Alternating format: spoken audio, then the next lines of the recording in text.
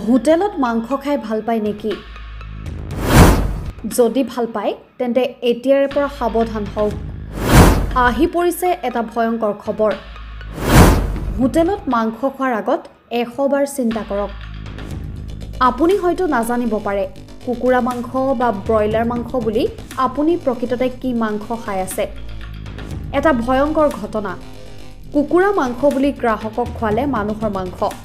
কথাষাৰ শুনিয়ে চাগে আপোনালোকে আচৰিত হৈছে, কিন্তু ই এক সত্য ঘটনা। বাংলাদেশৰ ঢাকাৰ এখন হোটেলত ধৰা পৰিছে এই ভয়ংকৰ কাণ্ডটো। মানুহৰ মাংস বিক্ৰী কৰি ধৰা পৰিছে হোটেল কৰ্তৃপক্ষ। জানিব পৰা অনুসৰি বাংলাদেশৰ ঢাকাৰ নম্ৰতা হোটেলখনত কৰ্মৰত এজন হোটেলৰ শ্ৰমিকক হোটেলৰ কৰ্তৃপক্ষই হত্যা কৰি তাৰ মৃতদেহটো লুকুৱাবলৈ নোৱাৰি তাৰ মাংসত কুকুৰা মাংসৰ লগত মিহলাই সিজাই গ্ৰাহকক খুৱায়। এই ঘটনাটোৱে এতিয়া সমগ্ৰ বিশ্বক কঁপাই তুলিছে। ঘটনাটো পোহৰলৈ অহাৰ পিছতে বাংলাদেশৰ আৰক্ষীয়ে তদন্ত কৰি ইতিমধ্যে হোটেলৰ কৰ্তৃপক্ষক গ্ৰেপ্তাৰ কৰি তদন্ত আৰম্ভ কৰিছে। পৰৱৰ্তী প্ৰতিবেদনত ঘটনাটোৰ সৈতে জড়িত সকলো তথ্য আপোনালোকলৈ আগবঢ়াম। International desk report, Assam media 24।